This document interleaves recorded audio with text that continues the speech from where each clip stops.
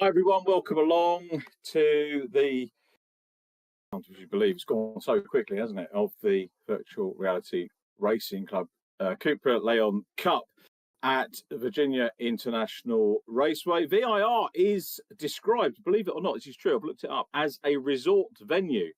So as this is the final round, in my book, that makes it the last resort. Certainly the commentary team are. Welcome along to everyone watching, and to Reeve as well, Reeve Taylor, who is with us again. Not catching up with you until November after today, so parting is such sweet sorrow, mate. It's been a good few weeks. I've thoroughly enjoyed it and look forward to hooking up with you again later in the year. But we've got a great round ahead.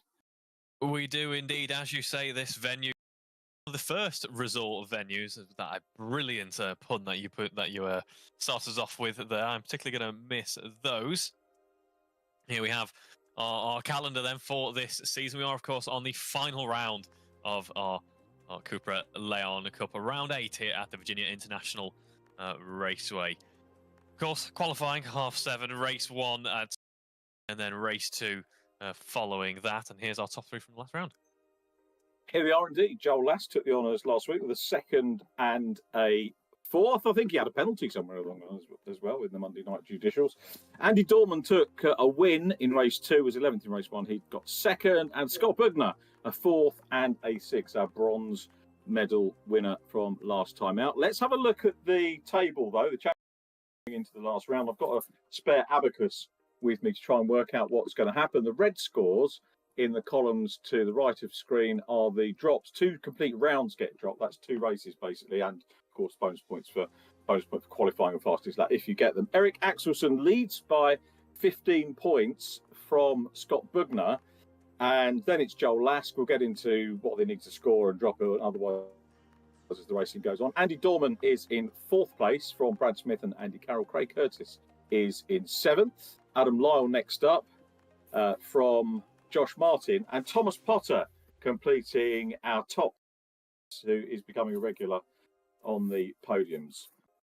See if he can do another one of those this week. We've got Chris Blakey 11th from Johnny Ogden, and then Nathan Smith in 13th from Olivia Krzyżanowska, 14th from Alex Walker and Lee Piercy. Talking about Olivia, had her 2 best results last week, as did the lady in 17th place. Catherine Potter got into the top 10 for the first time. Well done to Catherine. She's 17th from Paul Laramie, and Sam Milner 19th, head of Alok Iyengar. 21st is John Jones. Darren Butler retired from the championship, but he's next on points from Kenny Press.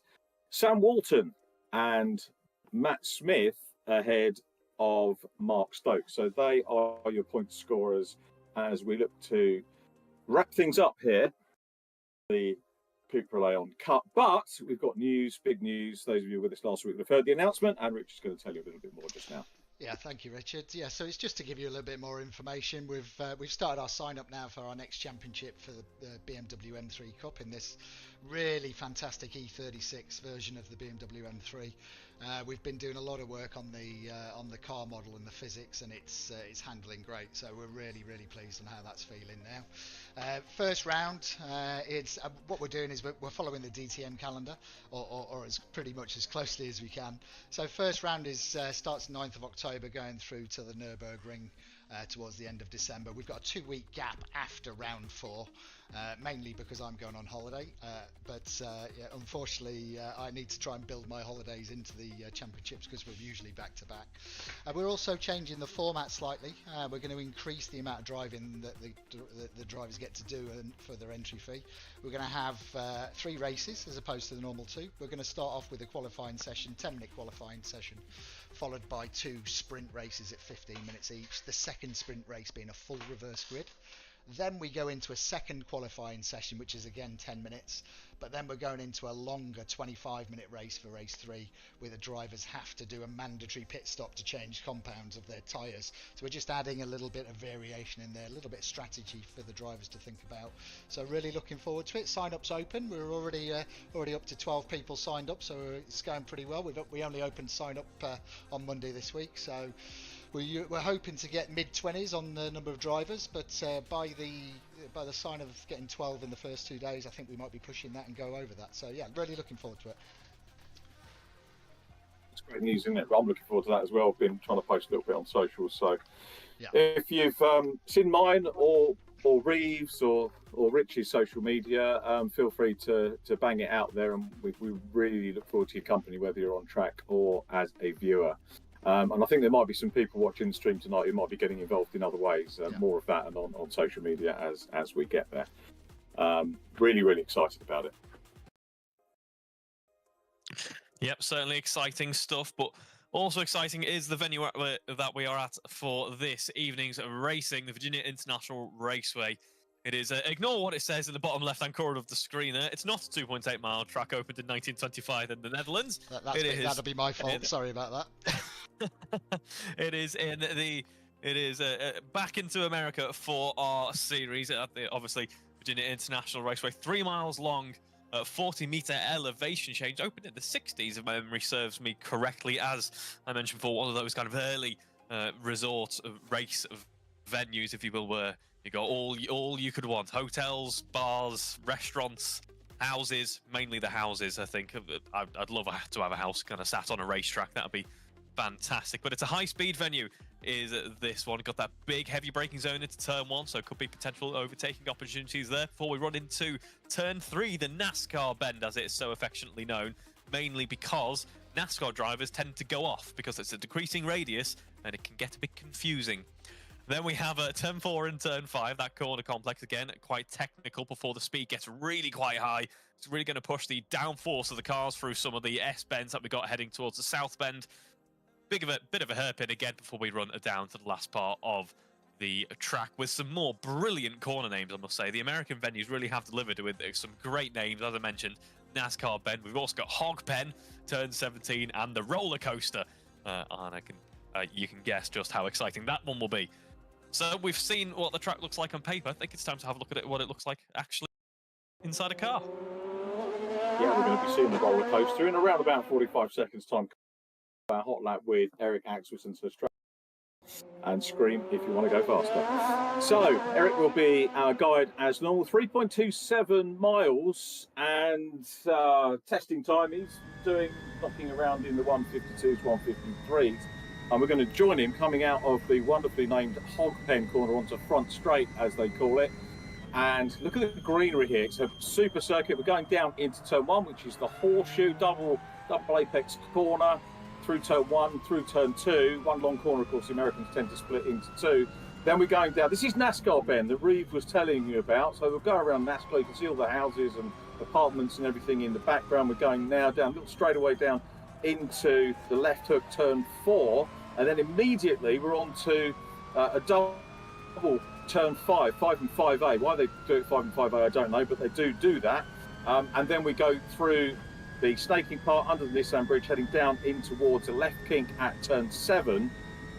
And then again, the lefts and rights continue. There's the mock-up there on the left-hand side of some of the apartments that you get here on the resort. So South Bend, you can see the undulations here. They're fairly gentle, but give the drivers a real feel of some good stuff. This is Oak Tree Bend, turn 12, or turns 11 and 12, before we get on to what is essentially the main straight. That's Madison Avenue over to the left. Not using that, we're going straight down the back straight, heading up towards the roller coaster now. So you can see the track beginning to rise and We go up there and then very, very slightly down. We'll go up again. See why it's called the roller coaster. Terrific, terrific ride. Round into turn 14. This is the roller coaster. Back round and down. And then around to the left again. The next right that we'll see is the wonderfully named Hog Pen. And once we come out of that, you'll see the entrance to the pit lane there. On your right, up over a little brow, and that is a lap with our championship leader, Eric Axelsson, timing in here at 1:52.82 seconds, and he was slightly quicker than that in pre-event testing, and I think he's been given this not tough laps, but slightly slower laps. Too much away. He is giving secrets there. That leads us, of course, directly onto our qualifying session today. And can you guess who is already on a provisional pole? 6 minutes 52 on the clock left. And there is the man himself, Eric Axelsson, super Swede to use a cliche. He's there out front. Lee Pearcey in P2 at the moment. Andy Dorman, championship contender, is there in third. I'm really excited about this track. It's a great track. IMSA use it. And we've got, looking through the lap record holders, we've actually quite a few people, but unsurprisingly, being an old grunter, commentary-wise, I actually commentated on quite a few of the people that hold the lap records for us to see. You'll certainly know a good lap then. That's quite a stat, actually. So how many is it? Did you count? Yeah, 4 of them that I've got. Decent number. And it actually surprised me, given that it's way over there. But a lot of drivers from the UK, can't make it up to Formula One because of the budgets required. So a lot of them do go and ply their trade in sports cars or go and race in the States. So, of course, yeah. Many people have done that. Yeah, some people have tried to do it unsuccessful. I think Jamie Caroline was probably the least successful. I don't know if he went with a Duff team or whatever, but I would have really expected Jamie Caroline, one of the most talented drivers that I've seen on the tracks, and just couldn't get the break in the States, which was a shame. Great for us because he's co-commentated a few times with us on BTCC and the like, but kind of curtailed his racing career, which was a little bit of a shame. But plenty of Brits going over to the States and delivering well. And of course, we've got a fast Swede, but here's Andy Dorman, P3 in qualifying at the moment, P4 in the championship standings, outside the chance of taking the title, Andy Dorman. Yeah, it's mathematically, the fight is still very much on for this championship as we head into the final round, and there's still a bit of a fight in this qualifying session as well. Yes, Eric Axelsson is looking rather comfortable out there, 152.5. You have to say that we had an amazing start to the season for Eric, and perhaps as a few other drivers got to grips with the car as well, we still saw it was really impressive driving from him, but he was starting to have a bit more of a fight in the mid-season. Now we're starting to see again, I think, Eric getting that confidence back. He's a few tenths of a second ahead of his rivals, but the rivals, as you say, like Andy Dorman, Lee Pearcey and Craig Curtis, Andy Carroll as well, are within tenths of each other. I think we have a 152.8 for Andy Dorman, P2, and then you have to go all the way down to Thomas Potter, P7, a 153.3. So we're covered by half a second across 5 or 6 positions. That would actually be Thomas Potter's joint worst qualifying if he stays in 7th place. That's another impressive stat. He's been so quick in qualifying. He's had a brace of seconds, brace of 4th, a 5th, and a 7th, and had a really good campaign.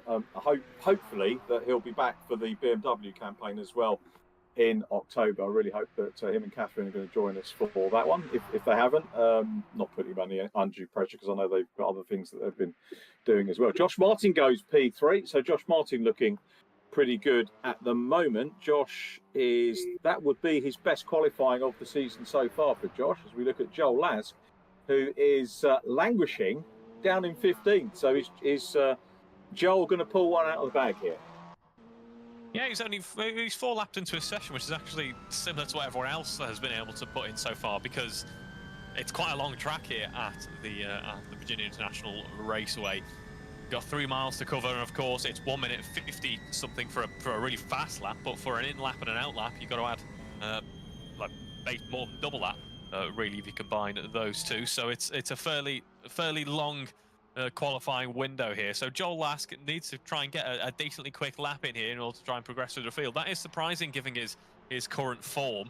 he's been really impressive in this later stage of the season. The previous 2 rounds, he's been on the podium on a number of occasions. He's about to come across the line now, so he improves through the first sector, slightly slower through the middle. Let's see now as we head down through onto the front straight. Once again, he crosses the line there. It does improve, goes into 11th position, a 154.3. I think Joel's got the metaphorical arm tied behind his back, hasn't he, with the ballast, and we mentioned that a little bit last week, and he was saying that A little bit. it could probably, kill him off this week, and I think it really is starting to hit Joel now because he's got 44 kg. Could have probably done without it this time of the season. He's 14 points down on Scott Bugner. Joel still drops 13, believe it or not, which I think was the score that his brother Aaron pinged him from at Donington Park. So if he doesn't score, he'll claw those back.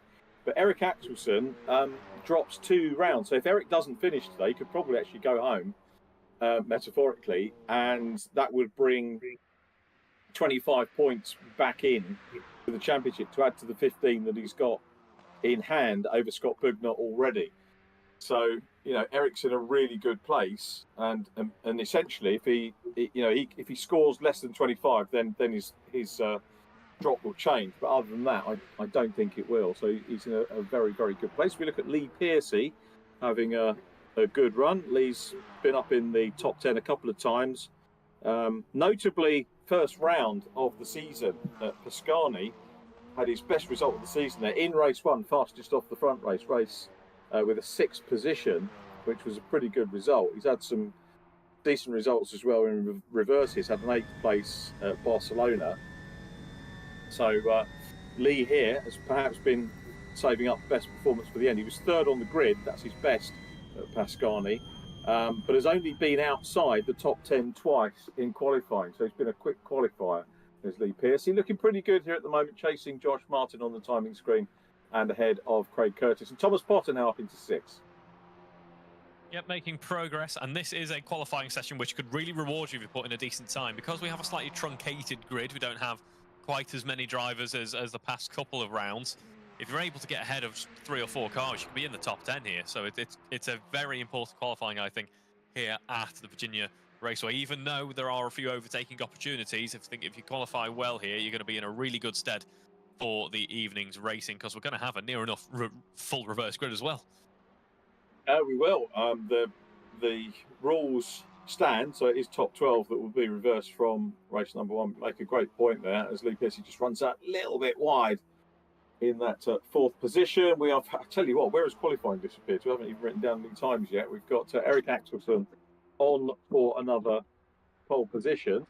So well done, Eric.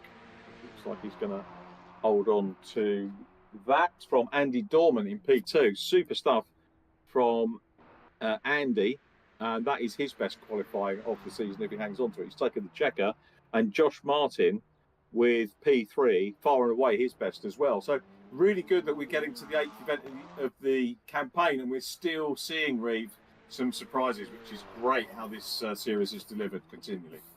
Yeah, absolutely. I don't think the seas would calm if we doubled the championship length and we had like 16 or 20 rounds. I think we'd still be having some really surprising performances from a few drivers. I think the level that everyone's performing on so far this season has been very impressive indeed. Qualifying not all said and done just yet. Our top 3 confirmed for the time being. Lee Piercy, the highest order driver, still out on a track, but I suspect he'll remain in his position. We're on board at the moment with Sam Walton running in P10 at the moment.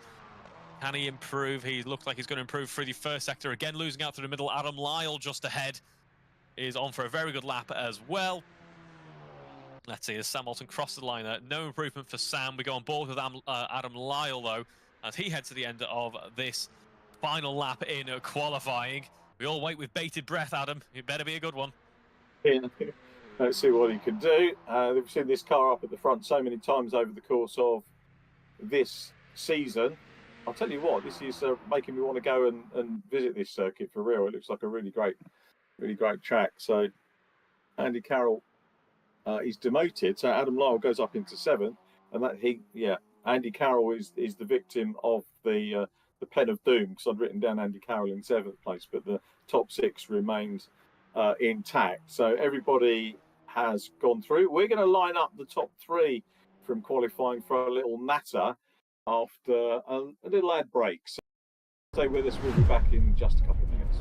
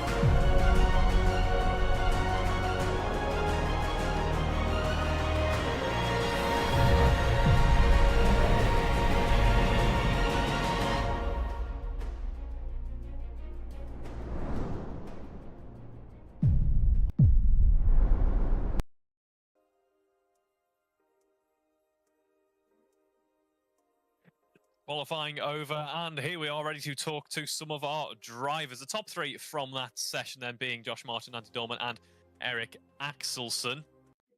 Up first, we're going to have a chat with Josh Martin. A very impressive qualifying for you there, Josh. Was it all good from your point of view? Yeah, wasn't too bad. Got a lap I'm decent enough happy with, and it put me up in 3rd. So yeah, not too bad. Yeah, what a track to do it at as well. We were having a little bit of discussion before we went live with the interviews here. It's not exactly an easy track, is it, to nail a fast lap on? So is this a track that you'd say you're pretty confident at? Something you've got a lot of experience around? No, not really any experience. I think we done a VRRC race around here maybe like a year ago, or could have been longer than that. But yeah, I did a few more laps of practice this week that I do normally. I just a little bit more time. But yeah, like you said, it's such a hard track to nail a lap. I think imagine everyone who set a quality time, the time that's positioned them on the grid. I bet they all have a few temps somewhere, because I know I definitely do. And by the sound of it, Eric and Andy in front did as well. That means the race is going to be exciting, I think, as the drivers continue to learn a little bit more about the track as well. And speaking of the race, what are your hopes for it? Are you going to be trying to secure the podium, or are you thinking further up ahead? Oh, you got to go for the win. Got to go for the win every time. At turn 1? Oh, absolutely. I imagine Rich is currently sat in the background, just crying inside ever so slightly as a. But yeah, it looks like it's probably more Eric in fear looking in his rearview mirror. So, of course, that means that we should be having a very enjoyable run down to turn 1, as I say. How are you finding this car in terms of getting it off the line then? Because the race start should be fairly important here. Yes, he starts. I'm normally it's normally one of my strong points is getting the cars off the line. I normally get a good start in a lot of cars, but yeah, this one it's super tricky because it's really easy to like bog down off the line, and once you bog down, you just lose so much time. So, but the grid looks like it's going downhill. So I haven't done a practice start, but I imagine it might be a little bit easier on this track to get it off the line and not bog down. But we'll soon see. We will indeed. How are you feeling about the car in terms of race trim? Have you been able to do much practice race runs, that sort of thing? No, I've not tried full fuel yet, but with the setup I run, it tends to feel a little bit nicer actually on full fuel. It's a little bit more pointy, which you normally expect it to be the other way around, but for whatever reason with full fuel in my setup, it seems to just make it a bit more pointy, which I like. So yeah, we'll see where it goes. We will indeed. Wishing you the best of luck there, Josh. P3 after that qualifying session. And we move ahead to the front row of the grid. Cheers. Thank you very much.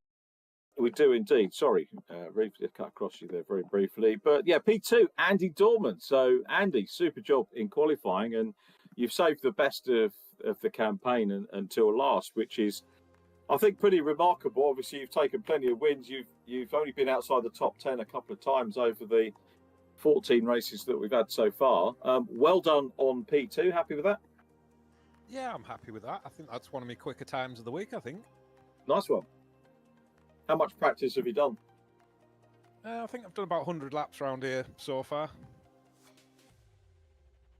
And how do you find the time to do that? Because it's you know, is it every spare minute? Are you getting up first thing in the morning, or is it, you know, does the time of day make a difference?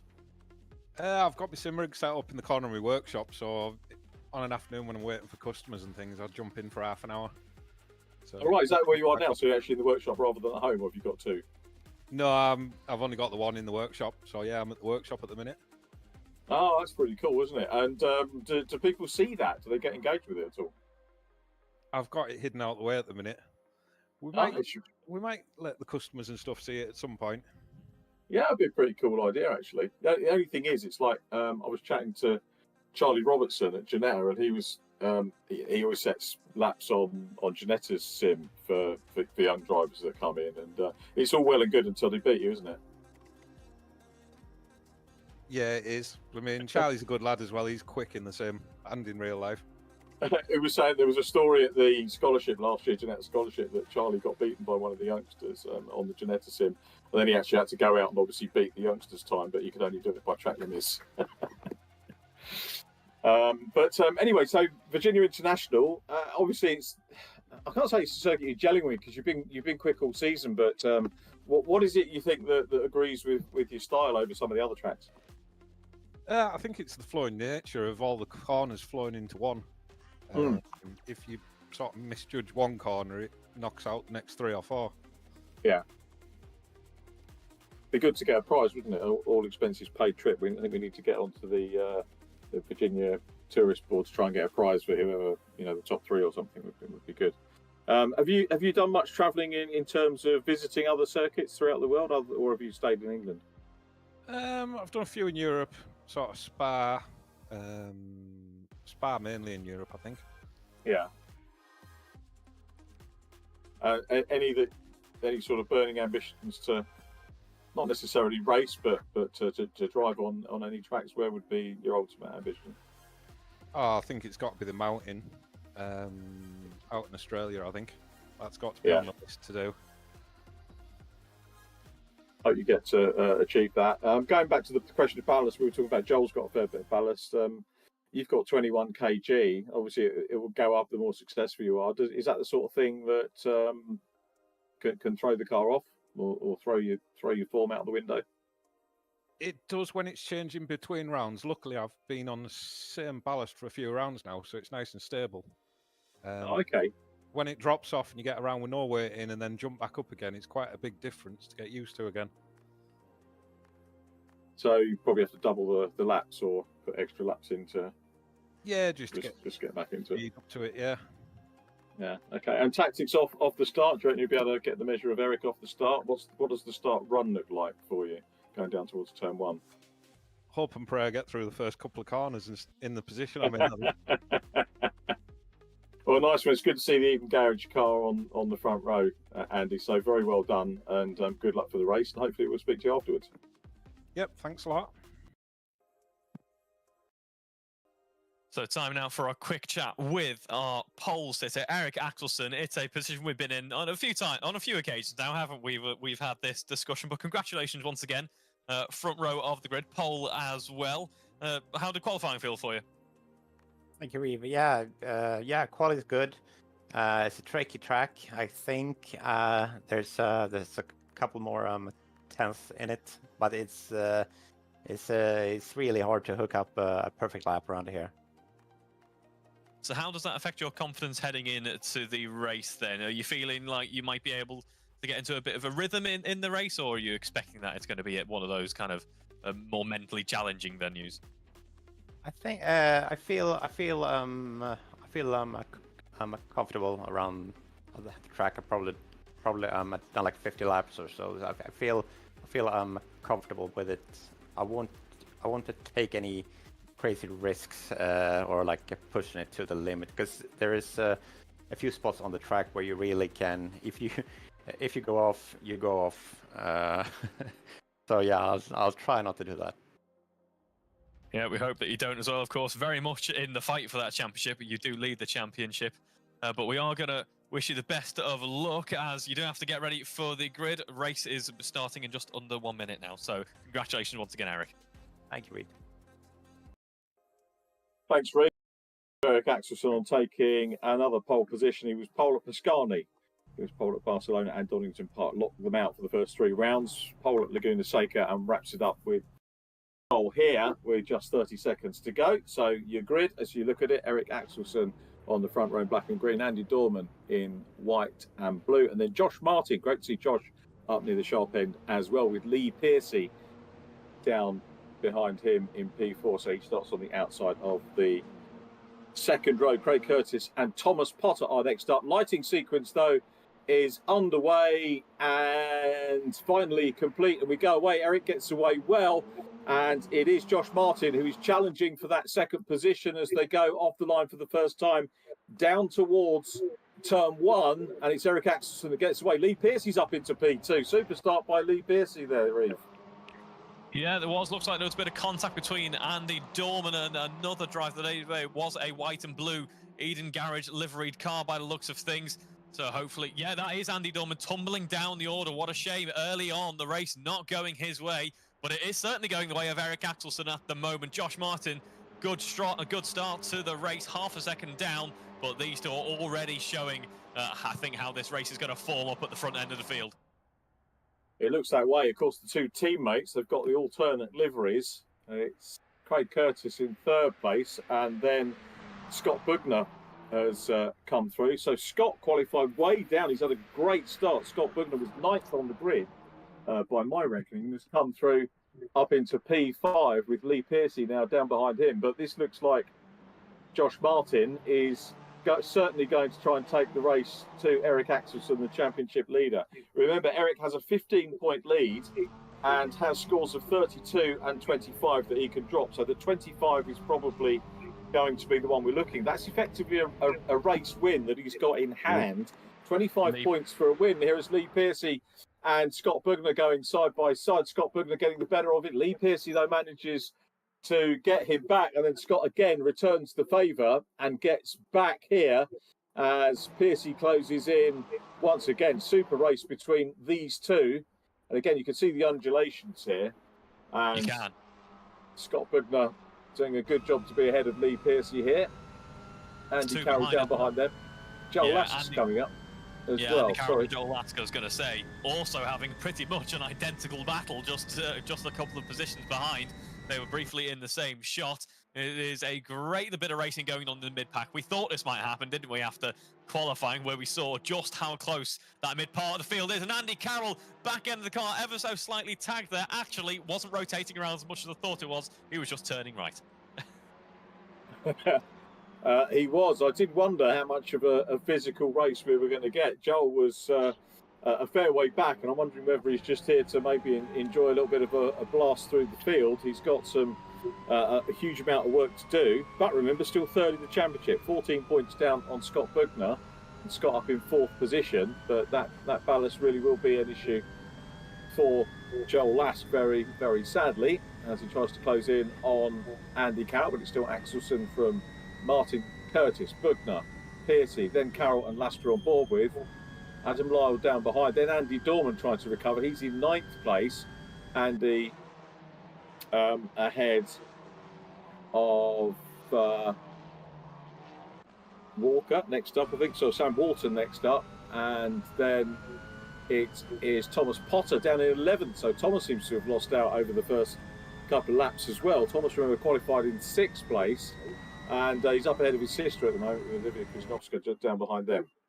Here we see Lee Pearcey in the slipstream, gets a bit of an advantage in terms of top-end pace. He does lose that, though. You see the car just kind of hit a buffer almost as soon as he dives out to have a look down the inside, and is well defended from Scott Bugner there.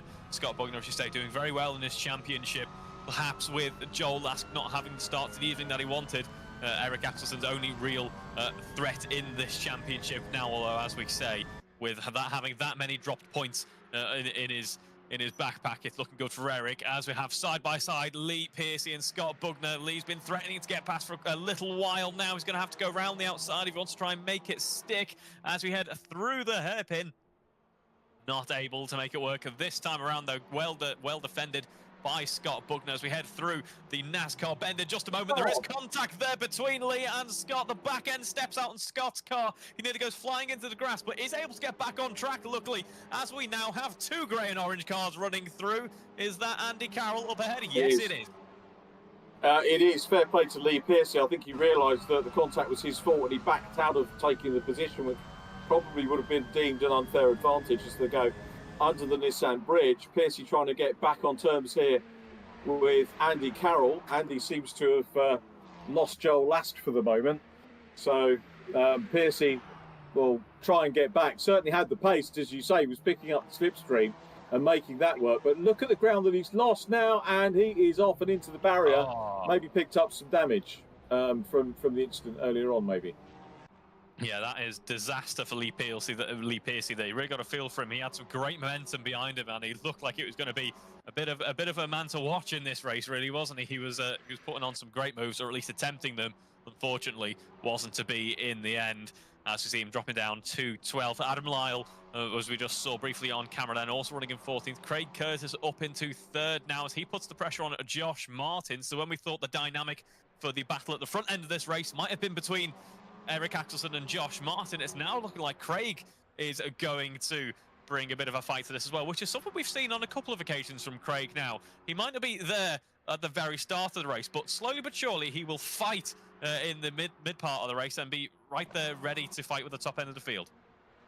Yeah, no stranger to the podium, is he? He's had 1 fastest off the front podium and 2 reverse grid podiums, but showing really good pace at the moment. We're looking back from Catherine Potter at Olivia Krishnovska, the 2-litre hot rod driver up in Scotland. I need to check on how Olivia's doing up in there's so many drivers you have to check on these days as a commentator, but the short oval driver has had a really good campaign here with Catherine Potter. Thomas Potter, meanwhile, has managed to put Sam Walton between himself and his sister at the moment. So Thomas up into 8th, and he's chasing Joel Lass. So obviously Joel was racing with Andy Carroll, who's now got Andy Dorman behind him. So Andy Dorman making progress after his moments off earlier on. This is the view from Thomas Potter, looking to try and get podium bound once again, as he's done so often in this campaign. Remember, still not even young enough to enter the junior scholarship, Thomas Potter, but really done superbly in this one. And what a great way. And there's Joel Lass fighting the ballast here for sure, I think, Reeve. Yeah, absolutely. I imagine as well. We haven't talked too much about tyres yet, but this is going to be a fairly demanding track, I think, in terms of heat in the front tyres. So, especially through some of these higher speed S-bends, he could be seeing the car not being very compliant. Lee Piercy now under pressure from Olivia in the orange and yellow liveried car as we head down the straight now, or rather up the straight, if you will, just such as the nature of all the elevation changes that we have before we drop back down into the first corner. It is so great that the selection of tracks that we've had this evening, this season, as we have Lee Piercy. Bit of contact from behind sends Lee Piercy into the grass there. A race goes from bad to worse for Lee as we go on board with Thomas Potter, fighting with Joel Lask. I thought Thomas might have had the opportunity to get past before when we saw Joel have his incident. He was able to recover it, though, was Joel, however, not enough to stop the T-Pass as Thomas heads up into P7. A great recovery for Thomas. I think it will be impressive if this is one of his poorer results of the season and it's still a decent points result.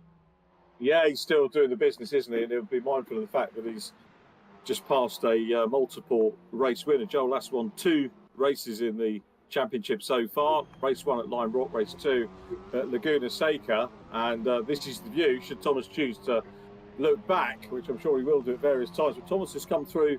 He's got back to where he qualified, so he's back into P6 at the moment, having been down in 10th or 11th place, so it's a super recovery from the youngster. Joel Lass will try and find. There's a great shot. Just see I think they actually do call this part the snake as they go through and past the accommodation.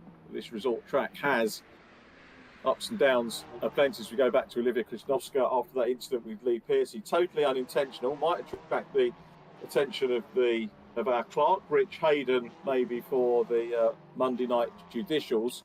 In the corner a little bit there was Olivia.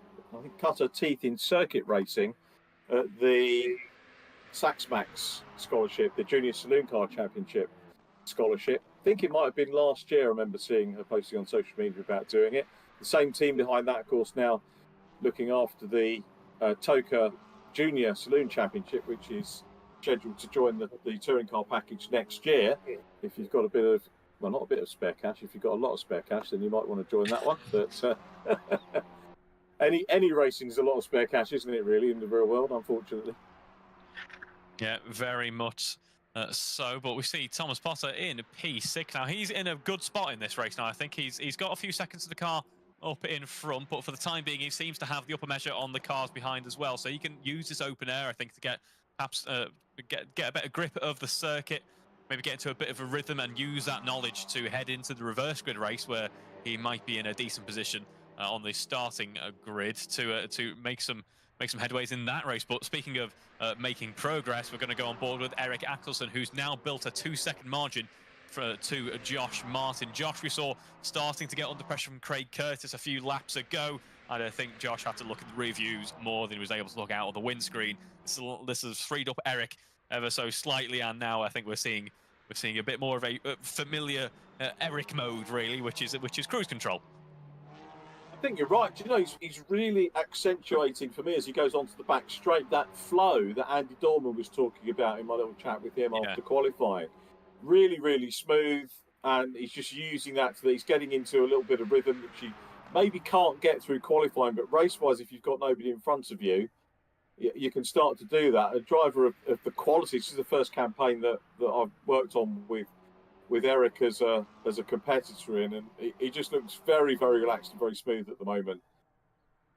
Yeah, I'm sure me saying, oh, this must be him, relaxing it being easy is very much not the case. As we know, this is quite the tricky circuit. It's one of those circuits, I think, where it's very bipolar in the sense that it rewards you immensely if it all goes right, but the second it even slightly goes wrong, that's it. It's race over. So it's I can't imagine it's easy and stress-free out in the cockpit there.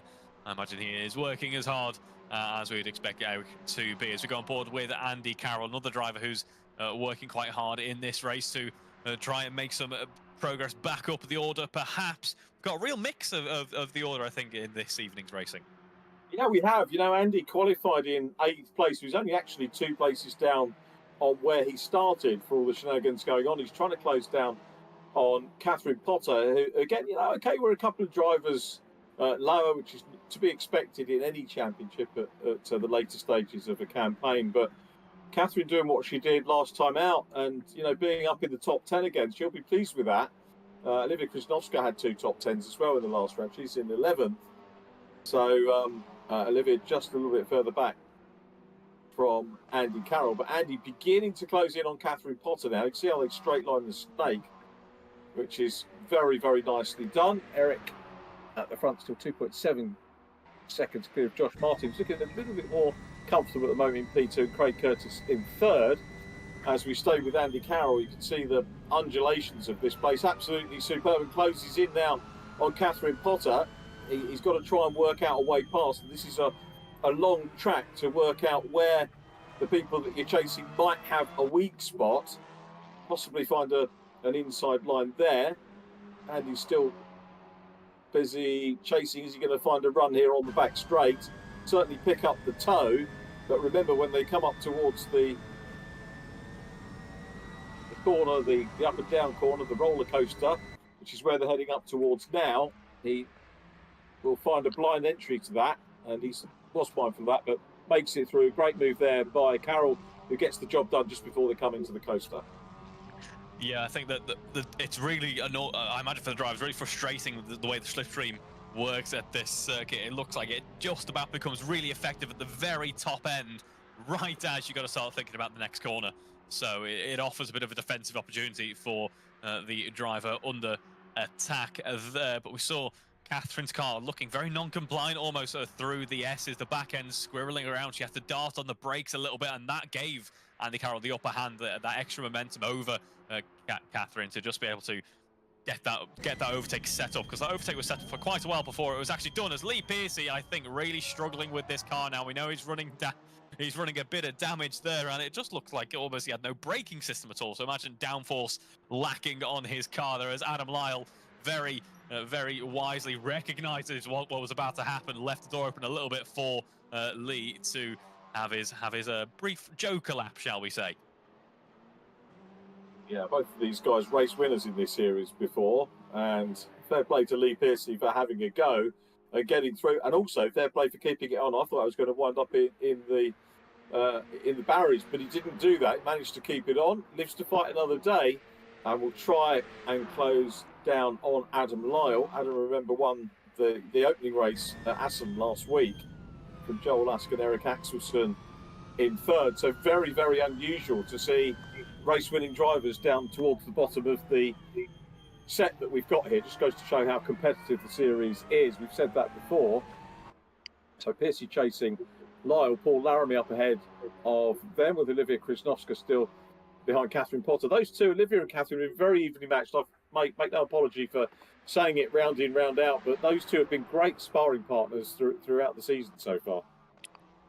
They have, and it has also been really nice to see the progress that they've made throughout the season. Again, something that we've mentioned, that I've mentioned as well in the past. But previous round 7, we saw some of the best results. So I think it's a bright future ahead, and certainly going to make for some enjoyable viewing. Yeah, agree with that wholeheartedly. As Lee Pearcey starts to try and close in again, so that's not enjoyable viewing, there is it? I imagine it's not enjoyable driving either. No, you'll be looking for the reset at the end of the race. Talking about which, we've got 9 minutes to go. We haven't even done a time check so far. There's been so much going on. So we are 3/5 of the way through the race, and we have a top 12 reverse. So Paul Laramie is the driver that will be on provisional pole for the reverse grid, the partial reverse, as we go back to the third place car. Craig Curtis trying to close in on Josh Martin, and Josh has sort of kept him at arm's length so far. So Josh doing a good job. He can't do a huge amount about Eric Axelson out front. Eric will bag another 25 points here. So whatever Eric gets here is going to be a gain championship points-wise. So he will, if we look back at Scott Bugner, who is in fourth place points are 18. It's another 7 points. Take the gap out to 22 points. And that, to my mind, is he would only need 3 more in race 2 to secure it, or I was going to say drop out the last race, but it doesn't work that way because it's the round, isn't it? But Eric's got one hand on the trophy at the moment by leading this one, and Scott Bugner, of course, still fighting with Joel Lask for second position in the championship. Joel is down in 7th, which is 12 points to 18, so losing another 6, so he'll be 20 points down. It's all going to come to the reverse grid again. Yeah, but we've got a battle developing. We do, yeah. Lee Pearcey and Adam Lyle still fighting on. Lee still persevering with his wounded Cupra Leon there. It's only taken me 8 rounds to actually say the name of the car correctly.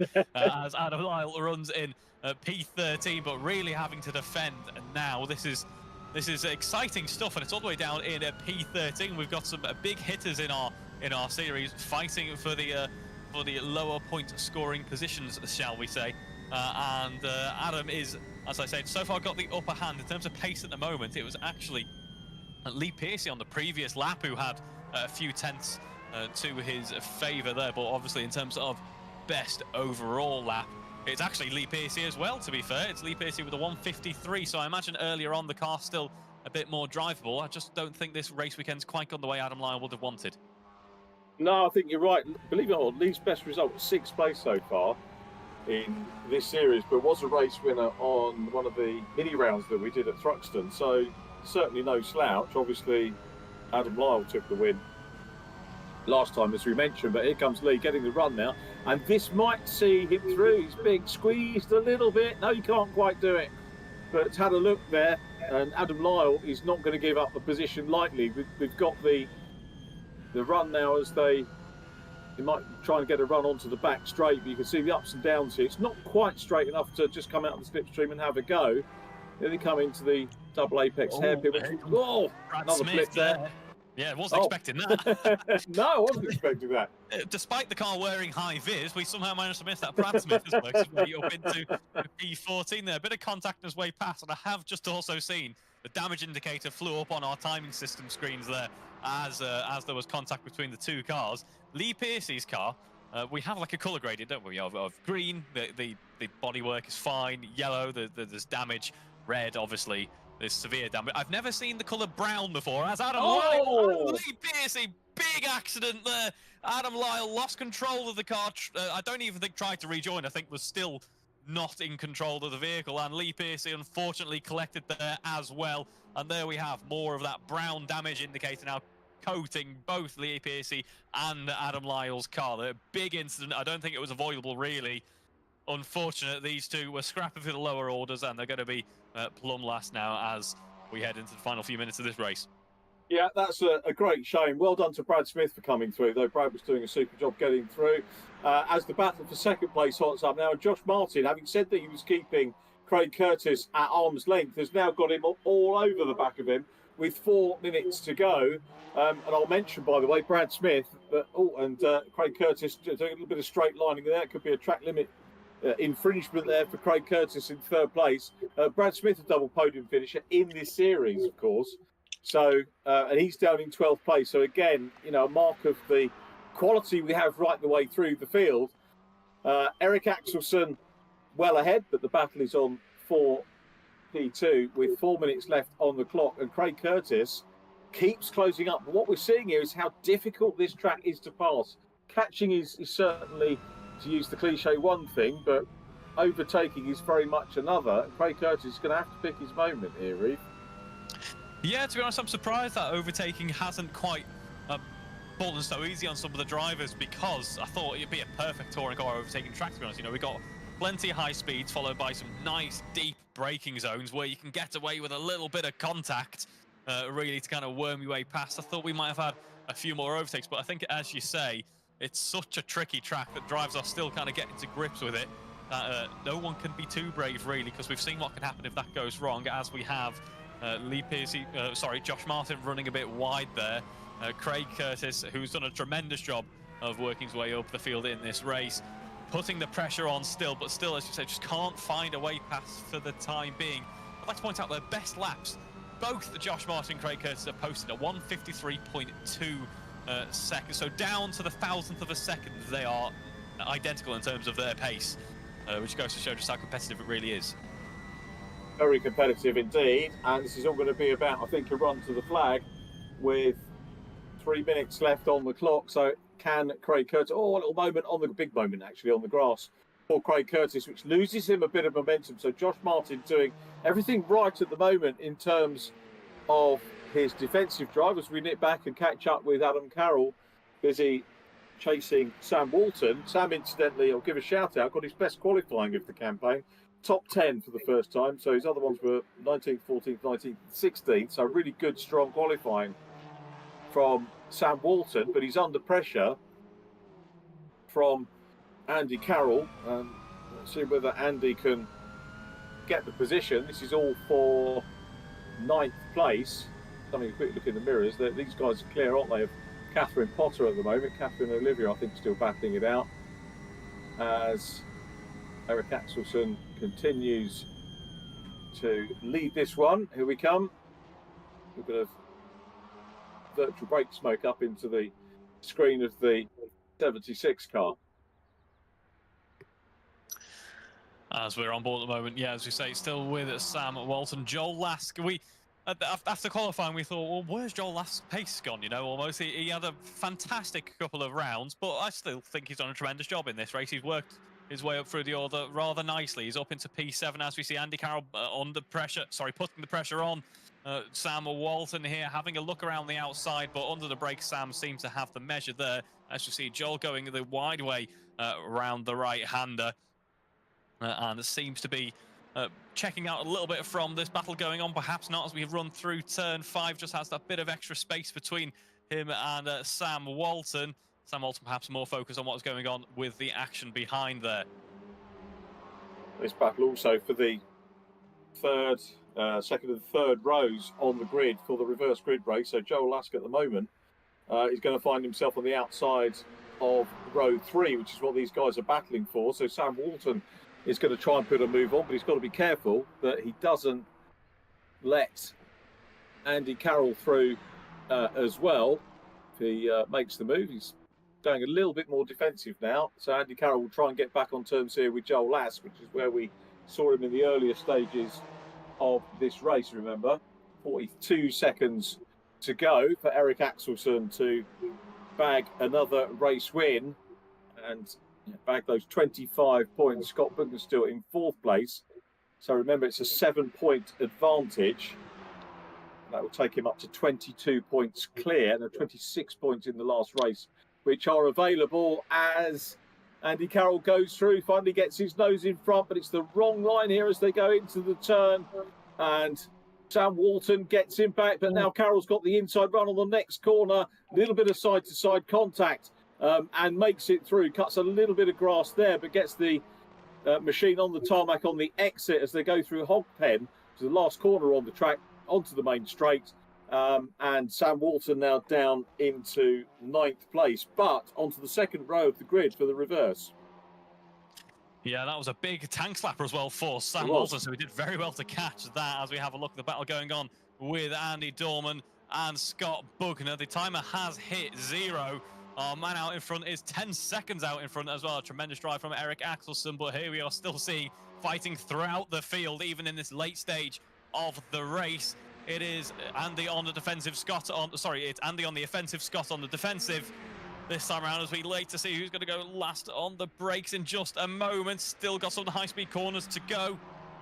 So much elevation change. This really is a roller coaster, this part of the lap, before we head on to the one of the last hairpins, really, of the entire... In fact, it is the last hairpin of the lap, and we run on to the back straight. Yeah, Andy Dorman took a lovely entry into that corner to maximise the exit speed, carry as much speed as he could on the exit, and this may well help him on the run here. You can see he's getting closer, but is he going to have enough pace once he comes out of the slipstream here to make the move? He's almost there, but the momentum frustratingly disappears away from him here, and it's Scott Bugner that hangs on to it. So Scott Bugner there, but coming around the last turn across the line is going to be Eric Axelsson to grab the race win and another 25 championship points. Josh Martin will take 2nd position, ultimately clear of Craig Curtis in 3rd. Great to see Craig on the podium again. He's mirroring what he did in race 2 at Assen last weekend. Scott Bugner will take 4th position, and Andy Carroll goes off. Now, is that going to put Andy out of the reverse grid positions? We'll have to come and have a look at that a little bit later on. But Andy dropped back. Thomas Potter's dropped back as well. He's retired from the race. Yeah, that puts Thomas out of the top 12 as well. At the moment, Brad Smith has come through. And he was stone last at one point, but Brad Smith has come through up into 12th. Andy Carroll's just finished down in 9th place, having been in the 8th position towards the closing stages. Lost out a little bit. Paul Laramie next up. So it's going to be Olivia Krasnovska on the outside of the front row with Brad Smith on pole. Lee Pearcey, Thomas Potter and Adam Lyle, the drivers that don't get in the reverse grid part of the race, but the race win going to the Super Swede Eric Axelsson, who grabs another 7 points, and I think has put... we knew he was going to get closer to the championship title, but another super drive by Eric, which was absolutely brilliant. And we'll catch up with our top 3 after our words from Evnia.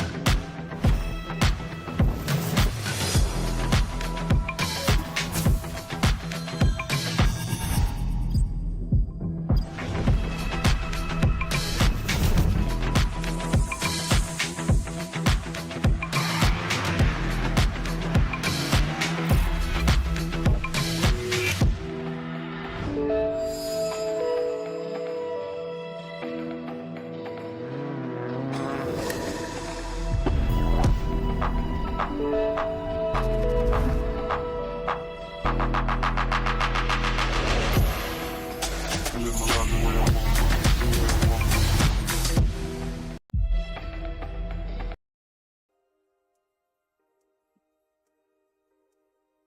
back, everybody, and it's time for our top 3 interview, starting with the man who came home in 3rd position, Craig Curtis. Well done, Craig. Talk us through. Oh, thank you, Rich. I only learnt the track last night. I did a few laps, and yeah, it's been a manic week or two. But yeah, just happy to get in, the top sort of 6 really in quali, and then made a good start. I sort of kind of outbraked myself in turn 1 at the start. I'm not sure what happened, but I think I made contact with Andy, so if I did, I apologise. But then after that, just managing the gap behind, and then trying to rein in the 2 mean green boys. And yeah, me and Josh had a bit of a dabble. He did run wide, so he was eking away from me a little bit, and then I think he ran wide into turn 2 or 3. He got a bit sideways, and I just saw my chance. I managed to get ahead for a few corners, but then through those uphill S's, my God, it was squeaky bum time. He's got some big minerals, honestly, to go through there. But it was hair raising, and then it was just a case of yeah, just trying to keep in touch with him, and but unfortunately it wasn't meant to be. But happy with the podium on the last round, and so obviously we'll wait and see what round 2 brings, or race 2 brings. Yeah, I mean, you went out at Assen, didn't you? You got a podium, really good podium as well in race 2 at Assen, but it must be nice to do it off the front. The P5 start, so that's good progress, really, isn't it? On a track that's proving to be difficult to pass on. It's, in all fairness, since I jumped on last night, I love the circuit. I've never driven it before, so it's it's very undulating, but you have to know your braking points. There are multiple lines you can take through certain corners, so yeah, it's nice to learn as quickly as I have, but also to be racing with these guys as well. It's fun every week. I just love it. I've not seen a circuit like it, but I mean, Eric said in the interview how much it flows, and I've not seen a circuit with the undulations that flows as much as this one. Crazy. I think the only one I can sort of compare it to is Anglesey, with sort of like the uphill, these sort of like mini hills. But apart from that, yeah, this is quite a unique track. So it's been fun to learn it, very fun to race on. So we'll wait and see what race 2 brings. Yeah, we look forward to that. Well done on the podium. Many congratulations, Craig, and good luck for race 2, mate. Thanks very much. Appreciate it. Let's hold on to now, and Reeve will interview the man himself. Thank you very much, Richard. And perhaps you're hoping to avoid me after the qualifying interviews, Josh, but you progressed through the field, so you've caught me once again. P2 there after what was a very quiet and peaceful race, wasn't for you? There was no drama at all, no action. No, absolutely nothing. It was all smooth sailing. Yeah, we've just spoken to your colleague out there. He seemed to enjoy it. Did you enjoy it just as much? Yeah, it was good fun. Yeah, I was starting to kind of pull away from Craig a little bit in the early phases of race 1. I think I got up to a 2-second gap. And yeah, going into I don't know if you'd call it turn 2 or turn 3, but that or maybe even turn 4. But that left-hander, it's quite awkward, and I just braked, and I did knock my brake bias back 1% as well after that to the rear, but I just braked in the front, just kind of didn't bite, and I understeered a tad wide and dropped 2 wheels on the grass on the way into that corner, and it was completely sideways, and then only just kept it on the tarmac. But then that was my 2-second gap gone, and then Craig with the slipstream couldn't drop him. Yeah, it was certainly an exciting battle to watch, but I think what kind of spurred it on was a fairly impressive start for you. We discussed the start after qualifying, and you seem to be right on the heels of Eric after the first couple of corners. Do you think maybe you might have missed out on an opportunity to fight for the race win there? Yes and no. I felt on cold tyres I could give Eric a run for his money, but as soon as he got his tyres up to temperature, he was gone. I think he just had, he had 3 temps on me each lap. So if I would have got in front, I think it'd have been a very tough job to keep him behind. Yeah, it's always that fine balance as well, because at one point Craig had caught up and you were still on the heels of Eric. You've got to find that balance, haven't you, of do I defend or do I still try and go for the guy out in front? And as you say, you had some very strong rivals around you, so you've still done a mighty impressive job there for P2. How are you getting to grips with the track? Does it feel a bit different in race trim? Have you learned anything new about the track compared to qualifying? I was expecting the tyre wear to be really bad, to be completely honest with you, but no, it was all fine. It's just a super fun track to drive. I like the the high commitment, the kind of almost there's a lot of risk over reward on a track like this, because you only want to be a few inches wide, and then you're losing seconds with the grass so close to the racing line. I like going side by side at the S's with Craig. It's such probably a bit too high risk for where we were in race position, but if I'd go for it. But it's very very fine line between it all happy days to going completely wrong on this track. But yeah, it's good fun. Yeah, it certainly looks like it, and you'll have some more of it coming up in just a moment. Now, of course, you'll be in the mix in the reverse grid race. So any changes kind of in the strategy and maybe what your hopes are for this reverse grid? Try and get another podium.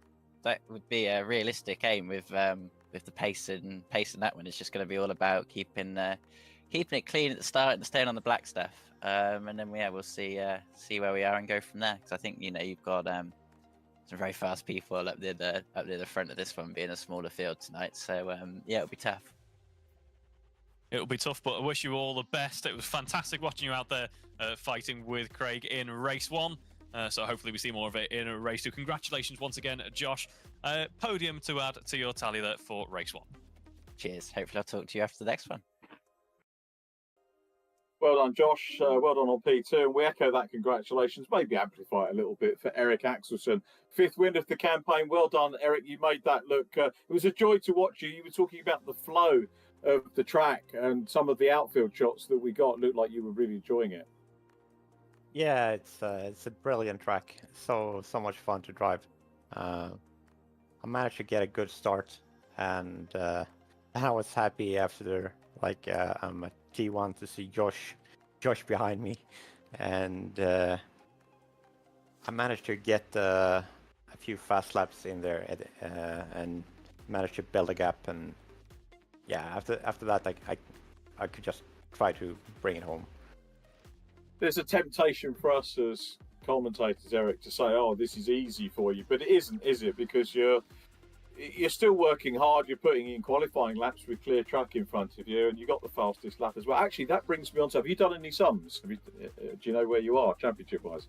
No, I don't do that kind of stuff. It's over. It's over when it's over.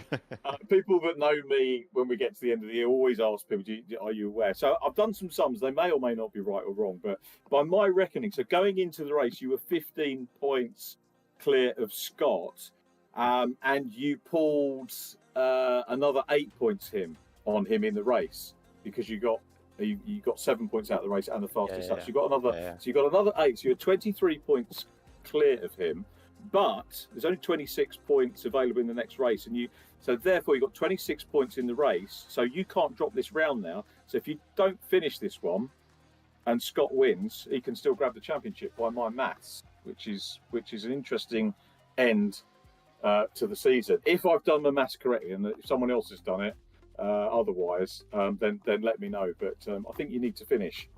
That's what I'm saying. It's not over till it's over. I'll stick with that. And after the campaign you've had, you've put an awful lot of work in. But goodness me, I mean, to have to actually go out there and do it with the performances that you've had, the work's still not done, is it? Thank you, Reeve. No, Richard. It's no. I mean, I'm looking forward to race 2.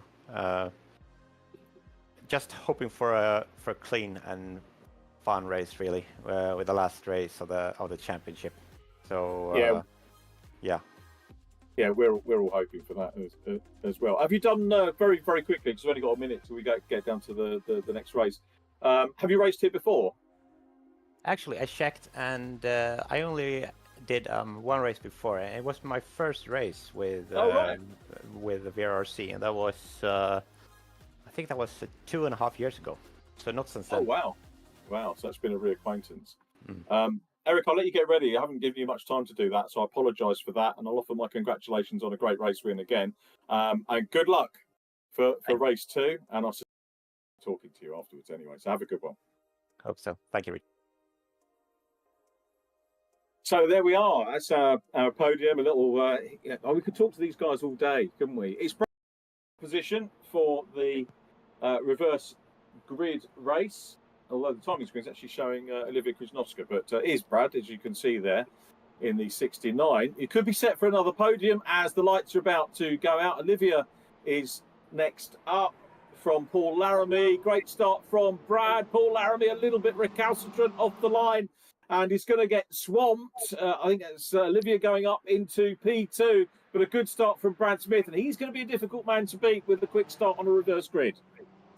He will be possibly one of the longest period of time, at least it'll feel like one of the longest runs into any corner will be turn one at the start of any race. Paul Laramie looking like he's having more issues there as well. Obviously, as you say, got swamped and I think has just been caught up in the mix of things.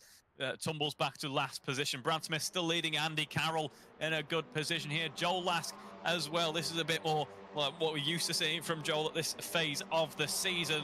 Looks like further down the order, Craig Curtis has made up some moves as well. We're on board at the moment with Andy Carroll as he tries to put that pressure on the orange car up in front.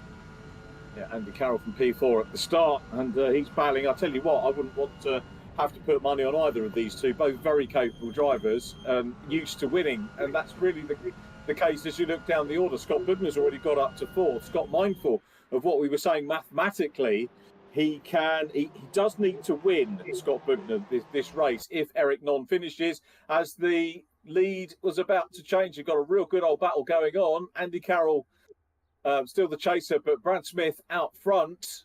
Then it's Joel Lask who's up into third place. And again, you wouldn't bet against Joel here, would you either? Olivia Krasnowska's dropped back to 9th, but still in the top 10 and chasing Catherine Potter as they come down the hill for the first time.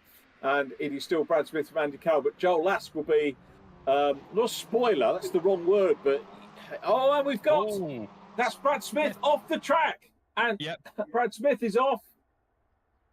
Yeah, it was Brad Smith, Andy Carroll in the mix there as well. Oh, who we got flying off there? It's Joel Lask, as we were saying, has a good start to the race. Unfortunately, it all goes wrong for him yet again. This is a complete reverse in fortunes to the previous two rounds that he's had. I'm starting to wonder if he has a round-wide commentator's curse at this point. This is from one disaster to an even bigger one. Scott Bugner now seizes his opportunity to try and get a move down the inside of Andy Carroll. They're going to be near enough side by side. He has to back out of it for now, though. He's certainly doing everything he can to try and make sure he's still in the fight for this championship. He is indeed. Remember, it will take a non-finish for Eric to lose the championship. Eric is down at the moment. Then. It's not. It's 8th place, Eric, at the moment, which is 10 points. And 22 points for Scott Bugner in P2. But it just goes to show what a great campaign this has been. And drop scores, I know, pain for everybody very often, but, you know, we're into the last race, and I think the maths are correct. It makes sense to me anyway that we have got this battle going on. Scott Bugner is in a podium position with his teammate out front. And Eric Axelson doing what Eric does, picking his way slowly through the field. But for the moment, we'll watch Scott Bugner. And is he going to get the lead here? He's certainly getting closer, gets the run, picks up the toe, and is going to have a look here as they go down the back straight away. Is he going to make a move here? Wonderful shot that is. Scott's going to break ranks. Have a look now. Plenty of time, of course, to do it. Still got well over 20 minutes to go as Scott shows his nose. Can't quite do it.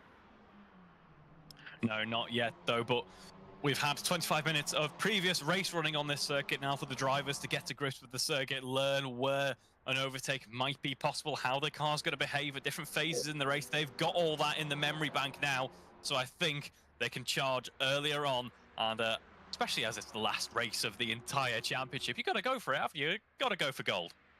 You have to go for it. This is the run down towards the horseshoe, which is turn 1, and Scott Bugner has got the inside line here and takes the lead. That was a relatively easy pass, but he's going to run wide, and Andy Carroll's going to try and repay the compliment as they head down in towards the NASCAR corner.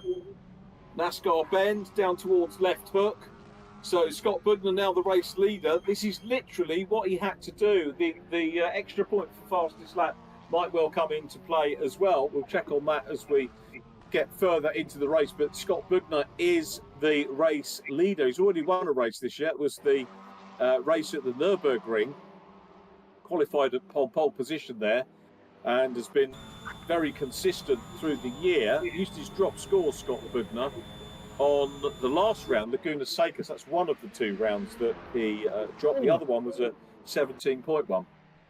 Yeah, that looked like it was. I think that was Catherine Potter involved in there. Either way, there was a car going flying.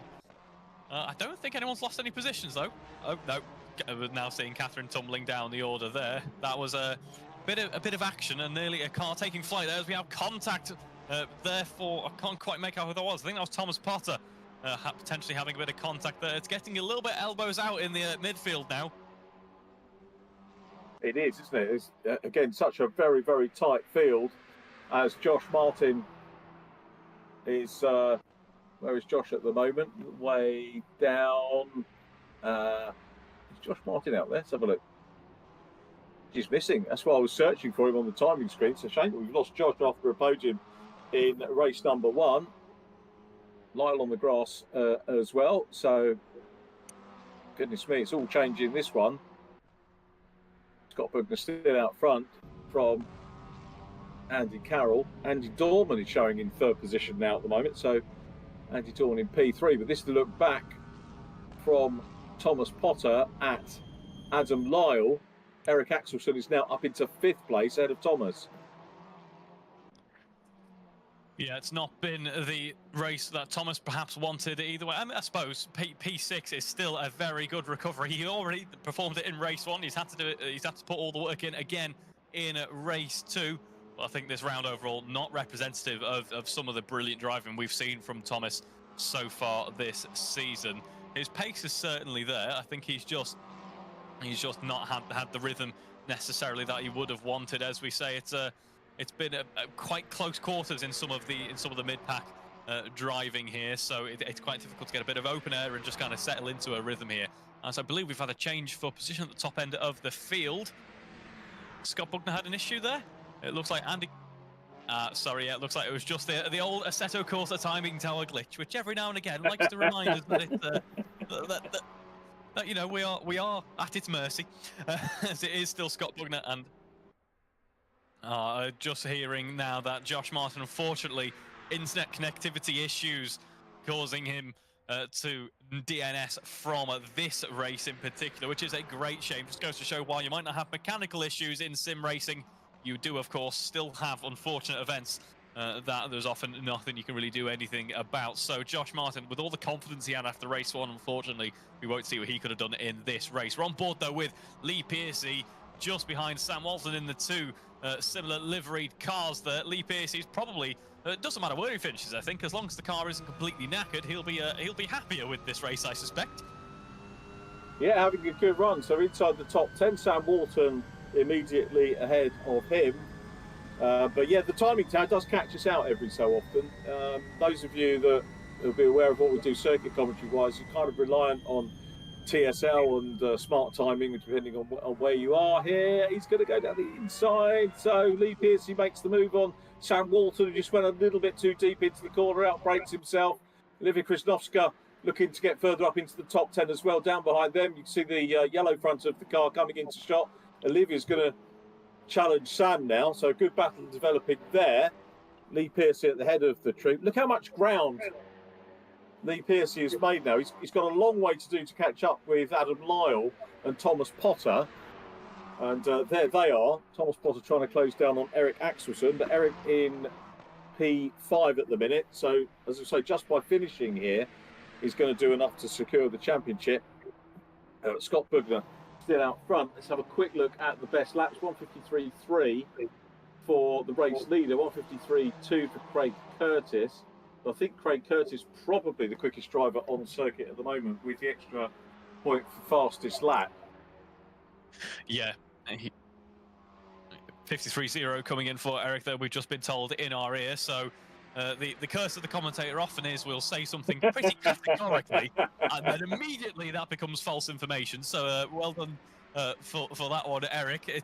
I'm surprised, actually. I think if I was in Eric's position at this point, I'd pretty much let off the throttle and just bring the car home as gently as possible. But it's Eric, so he's obviously gonna go and put in a show for us as we're very appreciative of. But I was just going back to Craig Curtis. Then he has had flashes of really immense pace at this circuit. I think in race 1 we saw so often we saw purple sectors flashing up for Craig Curtis as we're on board with him at the moment.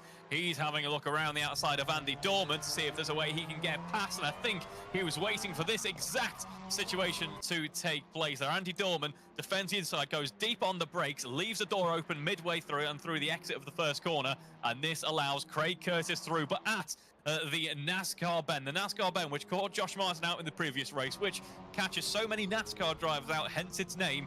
Very nearly caught Craig Curtis out then as well. He dipped over the curb, over the grass, and just about managed to keep hold of 3rd place for the time being. Yeah, proper racing between those. That's how it should be done in my book. That was really, really good, clean, fair racing. Andy almost squeezed him, then saw he was there and just gave him enough room. To me, that was what it was all about. Great stuff from Andy Dorman. Very well done, mate. And Eric Axelson showing at the top of the curse of the timing tower now, so that gets sorted out, and Scott Bugner sees the status quo back as it was, which is the same thing. And Carroll next up from Craig Curtis. One day someone is going to make 10 positions up in one corner and we're just going to completely ignore it. There was a circuit commentator did that in the Legends once, because the Legends, when they start, they have reverse grids and they put them in number order. And one of the guys was telling me at Donington that somebody who didn't know the Legends car said, "Goodness me, John Nichols gone from pole position back to 20th, and the guy that's leading has come up from 18th on the grid."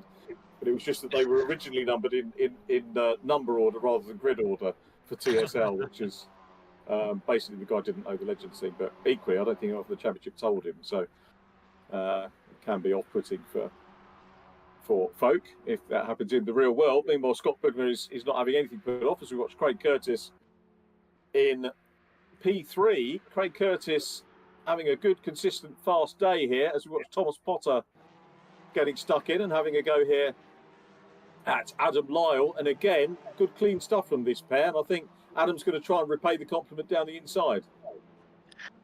Yeah, I think he will. We've seen these two battling.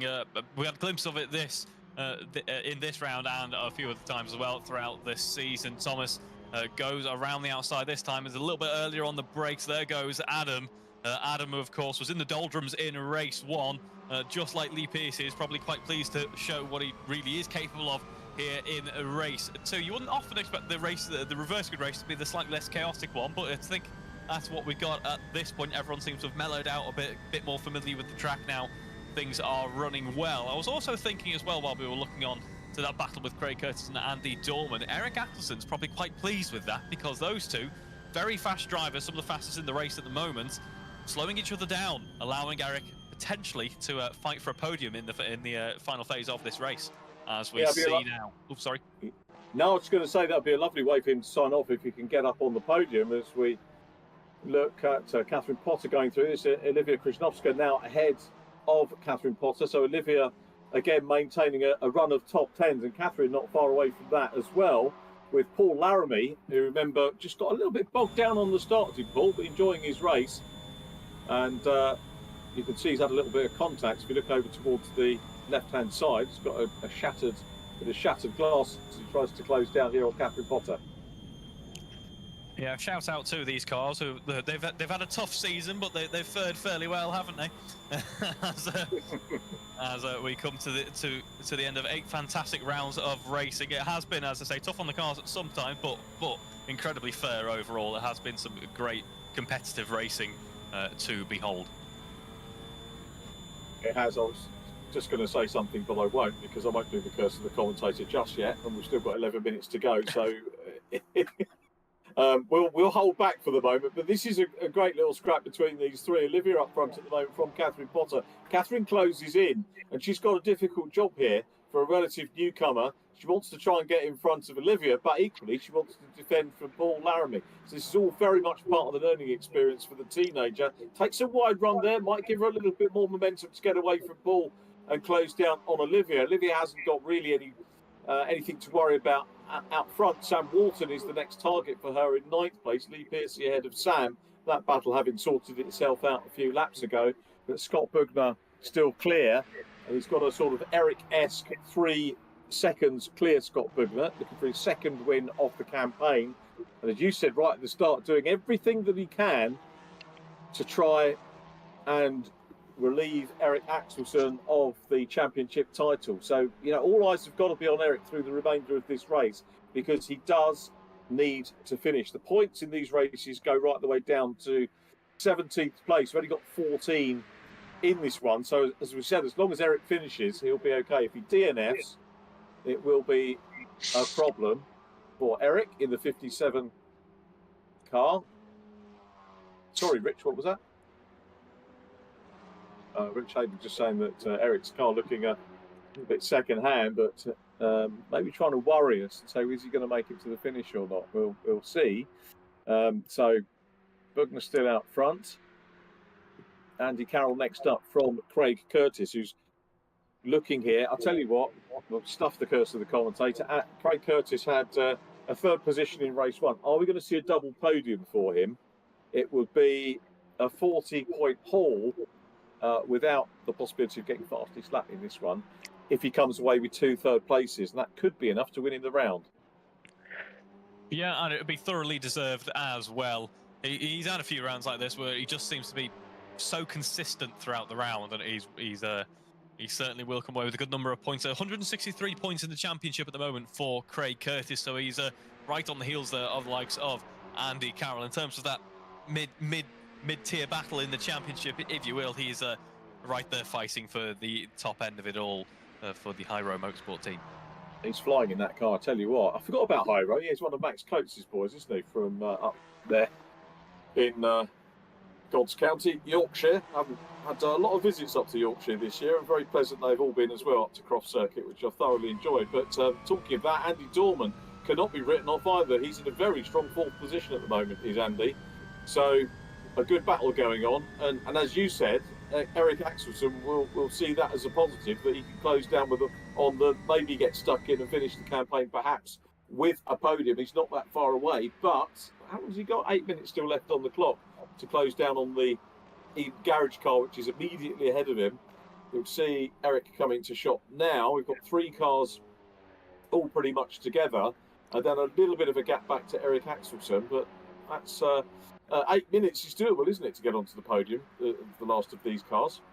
Certainly doable. His momentum seems to have slowed down a little bit in comparison to the cars out in front, but he's still lapping very well indeed. He's in the 52.9s at the moment, make that a 53 flat, right as I say that, but he's very consistent. He's only a couple tenths off his absolute best, so he's comfortable in the car at the moment, I would say. And we heard from Josh earlier on that tyre life isn't really a concern here, which perhaps completely expectedly, my assessment was wrong, where I thought the tyres might not be very happy indeed. So I suspect that Eric is certainly in the mix here. It all depends on, I think, how this battle for P2 goes.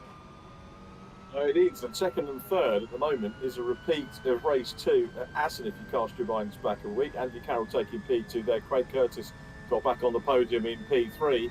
And we ride in car with Craig Curtis. He doesn't really want to repeat that. He wants to get up into P2 if he possibly can, but it's not close enough at the moment to challenge. So it's all about just working out the optimum racing line, trying to put those qualifying laps in. He'll be having a quick look behind. Andy Dorman again I tell you what, Andy Dorman's quite close, and Craig Curtis is going to be under a wee bit of pressure here, Craig Curtis, and that will stop him to some extent thinking about making a move on Andy Carroll for P2. So if it does get closer, the chances are he's going to bring Andy Dorman with him, and possibly Eric Axelsson in 5th place. Thomas Potter still in 6th, a little way down, but Thomas has had a good gritty recovery, as we are used to seeing from him. As we could, I tell you what, he's getting closer now, isn't he? That Craig Curtis now is within shouting distance of the 2nd place car as they come through the final corner. That's the hog pen onto front straight, out of the slipstream, takes the outside run here, around the right king, past the pit lane exit, down in towards the horseshoe, the double right-hand corner. And is he going to be able to make this stick? If he can keep the traction on the outside, he'll grab the inside for the NASCAR bend, and that's what he's trying to do. They're side by side, and Craig Curtis, I think, has managed to get the job done, but the switchbacks on the track might work the other way as they head down towards turns 4 and 5. Craig Curtis might be able to grab the initiative here. Can he do it? Yes, he can. He's got through, and now Andy Dorman's coming up to try and get on the podium. This is brilliant stuff here, and I really thoroughly enjoy this track as well. You have to start setting the overtake up, running into turn 1. It's not until turn 4 do you even have a real chance at executing it there. Turn 1, if you're running on the outside, the track falls away from you. But as you say, turn 2 and turn 3, it's right there, ready to help you defend or take the position down the inside. Craig Curtis, it seizes on that opportunity, runs up into P2. Andy Carroll, as you say, now trying to defend from Andy Dorman. Andy Dorman fighting to have a chat with us after the race, of course, and then Eric Axelsen in the midst here as well. He's very close indeed. He's considered in this battle now, I think, for P2 in the final few minutes of this race. Yeah, 4.5 minutes to go of the VRRC Cupra Cup for the Summer-Autumn 16 race championship. And we're looking at the battle for P2. Scott Bugner is second in the championship. He leads this one at the moment by 4.4 seconds from Craig Curtis, who were on board with giving us a grandstand view of the fight for third place behind him. Watch Eric Axelsen, the third of the cars that we're looking at. He's the champion-elect if he can finish in that position or anywhere at all. His finish. He's certainly closed in on Andy Dorman. Andy Carroll will be frustrated to have lost out on that P2. And this is the view from Eric. Look in the rear view mirror. Thomas Potter nowhere to be seen. Thomas in a distant 6, but nonetheless a strong point scoring race from the youngster once again. Eric using a nice wide line in. You can see there that the fact that he's got no pressure gives him the opportunity to take a wide line in, carry more speed out of the corner, slow in, fast out's what they're after. And let's see whether Eric will be able to pick another place off and maybe get onto the podium. He's got 2 places to do that, to have the chat. I guess if he takes the finish, he'll get the champion's interview with us in any case. How long have we got to go now? 3 minutes 20 to go, couple of laps or so remaining here at Virginia International Raceway. Scott Bugner still doing it. Craig Curtis now looking a little bit more settled in P2. The battle is on for P3 between Andy Carroll, Andy Dorman immediately in front of us, and Eric Axelsen that we ride on board with. Yeah, uncharted territory for Eric Axelsen in this evening's racing, of course, because race 1, it was a slightly different environment for him. He might have seen some cars, but they were probably in his rear view mirror, or maybe quite far up ahead on the other side of the circuit. But now he's got one occupying his windscreen completely as he's trying to find his way past. We head up the straight once again on board at the moment with Andy Dorman, who's got the almighty task of trying to find a way past Andy Carroll, while also being very aware that our championship hopeful is very much trying to overtake him as well. We drop down the elevation change once again. Andy Dorman's looking poised to try and find a way past at this point. The tracks continue to barrel down to one of the lowest parts of the circuit before we have a small climb once again. Having a look, setting himself up for the outside here. Going to be side by side. Who's going to go late onto the brakes and into the first corner?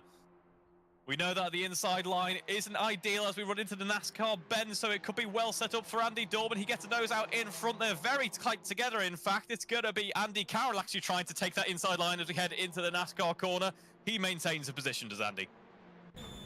He does. So Andy Dorman, side by side. Here's the view from Eric Axelsen. Wait and see if it all goes pear-shaped. And Andy Carroll runs a little bit wide. Is there going to be a gap here for Eric Axelsen to come up the inside? Andy Dorman gets through, up into third place and onto the podium. Andy Carroll down to fourth and under pressure from the champion-elect now. We've got 1 minute 26 on the clock. Remember the lap times around here, 1 minute 53. We're going to squeeze another 2 laps out. Can't quite work out where they were when they crossed the line. It was too engrossed in the battle that was going on. Craig Curtis in P2 we look at momentarily. Here is Andy Dorman, who's got himself up onto another podium. It's been a strong day for Andy Dorman as well, but it's Bugner from Curtis, Dorman third, Andy Carroll in fourth place, Eric Axelsen fifth, Lee Piercy now in sixth position ahead of Thomas Potter, then Sam Walton. Olivia Krishnowska is in ninth, Catherine Potter again up in the top 10 in 10th place from Paul Laramie, Joel Lass in 12th place, Adam Lyle a lap down in 13th, Brad Smith a non-finisher after his early good run, as Eric Axelsen now goes ahead of Carroll into 4th place. The champion's up into 4 and 1 place shy of a podium in the last race of the year. Here we see Eric Axelsen under pressure now because we got Andy Carroll wanting to try and take that position back. We will have a bit more racing to go. Scott Bugner currently 3.6 seconds out in front. He's done all he can do in this race at least. But it's Eric Axelsen, this man we're on board at the moment, who is going to put a stop to his hoax. I think we're going to commend, obviously, we're going to commend Eric Axelsen for his impressive performance throughout all of this season. But those drivers nearest to him as well, because given the level that Eric has been performing on, to have the likes of Scott Bugner, Joel Lask, really not that far behind in the grand scheme of things. It just goes to show the level of drivers that we've got in this series. Yeah, it's been really, really high. It's some great entertainment. It's been a lot of hard work, of course, with the judicials, which you're going to get in any championship where there's a lot of cut and thrust, which there has been, this particularly on the reverse grid races. So hats off to Rich Hayden for persevering, and all the drivers for listening as well and learning from what has happened over the course of the 16 races that we've had since the start of this campaign back in, was it the end of July or was it the start of August? I can't remember. I've lost the plot on the dates that we've had, but it's been a really, really good, strong run. Scott Bugner's still out front. Craig Curtis in P2. Looking at Eric Axelsen in P4, busy chasing P3, but I don't think he's going to be able to do that. Andy Carroll, after being on a podium position, now down in 5th from Lee Pearcey in 6th place. Then Thomas Potter 7th from Sam Walton, Livy Krzyznowska in 9th. But it's Scott Bugner who is out front. And here is our race leader for the final race of the campaign. Scott Bugner, great drive from him. Yeah, fantastic. As I've said a few times, done all he needs to do, really built up a nice lead as we head on to what is going to be our final crossing of the line for this series. It is. So Scott Bugner, I think this will cement 2nd position for him. Congratulations on the win in the race, Scott, and 2nd position, I think, provisionally in the championship. Craig Curtis is going to take 2nd position in the race, and indeed has done so. Andy Dorman in 3rd from Eric Axelsen, who will secure the championship. Congratulations to Eric Axelsen. Super Swede does it, 4th position in the race, backing up the race win that he took in the opening start of the day. Andy Carroll comes home in 5th, Lee Pearcey in 6th from Thomas Potter in 7th, Sam Walton next up, Livia Krzyznowska in the top 10 again, as was Catherine Potter from Paul Laramie. Joel Lask will be next up from Adam Lyle. Those three we wait to come across the line, and we'll have a word with our top 3 and I think our new champion after these words.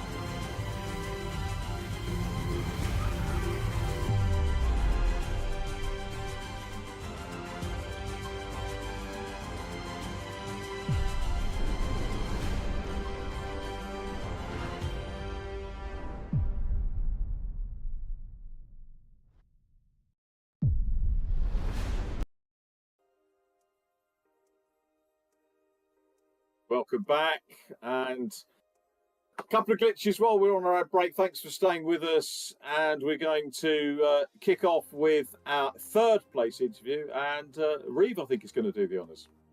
I am indeed. Congratulations, 3rd place man Andy Dorman, another podium to round out the season's running. It was certainly enjoyable for us to watch along there with all that battling towards the end of the race. Was it enjoyable out there on track? Yeah, it was enjoyable and hard work. Yeah, certainly looked it as well. It was a nice bit of elbows out to round out the season's running, do you think? Yeah, but it was nice and clean and fair, I think. Yeah, that's what we've seen throughout this season. Speaking of this season, talk us through then, Cupra Leon Cup. You enjoyed it? Yeah, it's been a really good championship, to be fair. So we'll start then with the cars. Were they driving well? You enjoyed the car? Maybe get to grips with it a little bit more a few seasons in, or a few rounds in, sorry, or did you just kind of hit the marks running with it? Yeah, it's quite a nice car to drive, to be fair. And there's plenty of adjustability in the setup, so you can tailor it to all the different racetracks. We seem to have been somewhere near the pace, I think. Yeah, well, absolutely. Given how close quarters it was at this last race, then I'm certainly gonna miss our Cupra Leon running. Are there any moments for you that kind of stick out as a highlight throughout the season? I would have to say it's one of the race wins, I would think. I don't know what. I think both of them, to be fair. Fair enough. Yeah, we've had quite a mix of drivers on the podium. Actually, all sorts. Often unexpected. It's been some fairly chaotic races. Race 1 of this evening's running, perhaps a bit chaotic. Would you say race 2 seemed to be a bit calmer from your perspective? Yeah, it seemed to be. I'm not sure what happened behind us, whether there was any chaos behind me or not. But yeah, no, it's been a good night. So then, usually around this time, I'd ask kind of what your thoughts were on the next round, but obviously we don't have that. You will come away with plenty of points in the championship, having done very well. But now that it's all kind of reset, really, you got to think about the next championship. First of all, are we seeing you take part in the M3 championship? Yeah, I think we're going to sign up for the M3 championship, and I'd give that one a go as well. Yeah, a bit of a different philosophy, obviously. Rear-wheel drive, high power, bit more of a classic, in brackets, unreliable car with some classic German touring car circuits. So, are there any kind of events on the calendar that stand out to you? I've not had a good look at it, to be fair. That's sort of the next thing to do tonight, I think, is see what's on the next championship. I like that. Already thinking, already getting ahead with the planning immediately after we get the championship with the Seat out of the way. No rest for the wicked. Well, congratulations, Andy Dorwell. Another podium to add to the tally. And we'll have a chat now with our man in P2. Congratulations once again, Andy. Yep, thanks a lot. Yeah, well done, Andy. I'll tell you what, wherever we're racing, whatever circuits, Andy's going to be quick. So too is the next guy that we get to talk to, with a P3 in race 1 and a P2 in that one. Craig Curtis, many congratulations on those results, and also for winning our driver of the round. So talk us through your evening. Oh, thanks very much, Rich. I think it's my first double podium I've ever had with the VRRC. I can't be sure. I'll have to look through the past results. But yeah, really, well, like I said, after race 1, I just really enjoy this track to A, drive, and B, race on. It's just a nice sort of, like I said, an undulating circuit. When you're racing other people, close quarters, it's quite hair-raising at times. But no, obviously made a good start, and was able to try and rein in both Andys, Andy Dorman and Andy Carroll. And I saw Eric was behind me, and he was gaining every lap on the Delta. So I thought, come on, let's just push and try not to get the Swedish assassin, up my gearbox. So I managed to sort of, overtake Andy at one point, and then started to rein in Andy Carroll, and then by, I think, with about 3 or 4 laps left, that's about 4 seconds down on Scott. So I thought it's not enough on the clock to rein him in, but I'm happy with the P2 and a P3. Yeah, super driving, and I've got to say, some really good, clean overtakes in race 2 for a reverse grid race. I reckon probably the least amount of clashes that we've had certainly over the rounds that I've been involved in. I did all of the bar 1, so good, clean stuff, and a great thing for you to move up. At the time we were saying it about mid-race, it looked like a repeat of 2nd and 3rd at race 2 at Assen, because Andy was 2nd and you were 3rd. And it looked like it might pan out that way. And despite the pressure that you had from Andy Dorman and Eric, you managed to nip past Andy, and he dropped past, got passed by Eric as well, didn't he? He did, yeah. I could see in my mirrors just the three of them just go in for it, and I thought as long as that happens, I'm happy to just eke away a little bit, lap by lap. So I was happy, but I could see Andy gaining in certain corners and then me gaining in others. So it's a very difficult lap to gain, to be consistent on. And but again, just really happy to come away with a podium and end the championship on a high. Get your Wednesday evenings back now as well for a bit. What was that again? Sorry. You get your Wednesday evenings back for a while as well. Yeah, I think we got a week off now. Then we think we're gonna be ending the World Endurance the last 2 rounds, I believe. So yeah, looking forward. I haven't driven that Merc in a while, so I'll have to get back on the practice when I can. Oh, so not much time off then. yeah, exactly. Brilliant stuff. Well, we look forward to seeing you back in the World Endurance League then for the last couple of rounds for that, Craig. Very well done. Congratulations on being our driver of the round, and also on two fine results, second and first there, and we'll see you at the WEL round. Lovely, really appreciate it. Have a nice evening. You too. Thanks ever so much. Let's go to Reeve to talk to our race winner. Yeah, our race winner, Scott Bugner. Congratulations, Scott. Of course, we've chatted with you a few times post-race interviews, but this must be one that you're particularly proud of.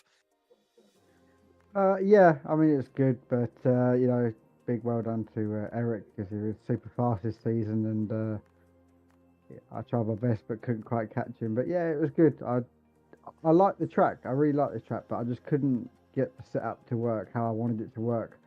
And I did a few tweaks in the between race 1 and race 2, and it kind of come alive. So it's a shame I didn't do that in qualify. But yeah, that was really good.